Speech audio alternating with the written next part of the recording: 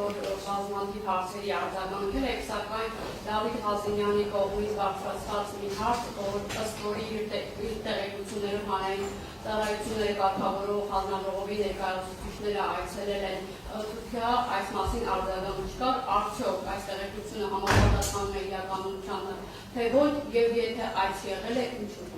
Սա կապված է այս պրոցեսների հետ։ Շնորհակալություն, այդ հարցին ես մինչև հիմա չէի արձագանքում, քանի որ իմ պաշտոնը ապաքաղաքական պաշտոն է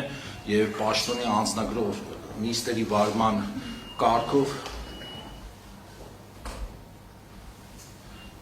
անջատեք, խանգարում եք, 3 օր խանգարում եք, ժողովուրդ ջան,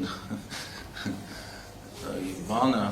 նիստերի վարման կարգով ես իրավունք չունեի որոշումից առաջ կարծիք դիրքորոշում հայտնելու, որպեսզի դա չդառնար միջնորդության հիմք, բացարկի եւ այլն, հետեւաբար հիմա արդեն քանի որ որոշումը կա, ես ազատ եմ դիրքորոշում հայտնելու մեջ, կփորձեմ նաեւ իմ դիրքորոշման մեջ քաղաքական դիրքորոշում չհայտնել, իսկ ինչ է եղել իրականում հետեւյալի մասին է խոսքը, այո, հանձնաժողովի 3 անդամ, հանձնաժողովի 1 անդամ Սերգեյ Աղինյանը եւ 2 անդամներ Դավիթ Մուրադյանը եւ մյուս անդամը Ելենա Բաբոյանը մեկնել են Թուրքիա այս տարվա հոկտեմբեր ամսին հետեւյալ օրակարգով եւ հետեւյալ թեմայով Հայաստանի Հանրապետությունը 99 թվականից հանդիսանում է էներգետիկ կարգավորողների տարածաշրջանային ասոցիացիայի ոչ միայն անդամ, այլ նաև հիմնադիր անդամ։ 99 թվականից այս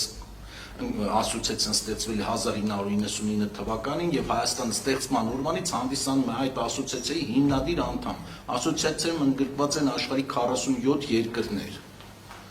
Եվ ի ուրախություն մեզ, երևի դա մեր թերությունն է, որ մեր լրատվականով, կայքերով այդ մասին չթմկահարեցինք, այս տարի Օմանում, մայիս ամսին էր, եթե չեմ սխալվում, իմ գլխավորությամբ եւս պատվիրակությունը այդ ասոցիացիայի աշխատաժողովներին մասնակցել է Օմանում եւ հանձնաժողովի անդամ Սերգեյ Աղինյանը ընտրվել է այդ ասոցիացիայի նախագահության անդամ 3 տարով։ Ասոցիացիայի աշխատանքային ռեժիմը այսպիսին է, տարին 2 անգամ անդամ երկրներից որևէ մեկում աշխատաժողովներ են հրավիրում եւ այդ աշխատաժողովների օրերի ընթացքում այդ 47 երկրների պատվիրակները, ներկայացուցիչները քննարկում են էներգետիկայի վերաբերող բազմաթիվ հարցեր։ Օրակարգային են մեր այս ժամանակաշրջանում հատկապես վերականգնող արևային էներգետիկայի հետ արկա խնդիրները, որոնք ոչ միայն մենք ունենք մեր երկրում, իմիջիայլոց այդպիսի խնդիրներ ունեն գրեթե բոլոր երկրները, որոնք որ սկսել են արևային էներգետիկա ներդնել իրենց երկրում եւ հետեւաբար տարատեսակ խնդիրների կամ նոր հանգամանքների առաջ են կանգնում։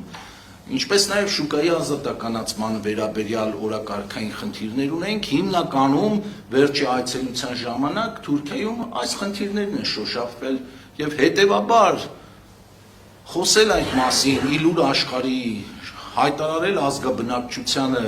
որ այ տեսեք ինչպես ձեր նշված անձնավորություններ իր խոսքում նշել, ես մամուլից եմ տեղեկացել, որ այ տեսեք գնացել են Թուրքիա, որ բանակցեն, որպեսզի գան հեծը վաճառեն թուրքերին, դա կներեք առնվազն նման է Գեբելսյան քարոզչությանը, որ որքան սուտը մեծ է, այնքան հավատացողները շատ կլինեն։ Օգտվելով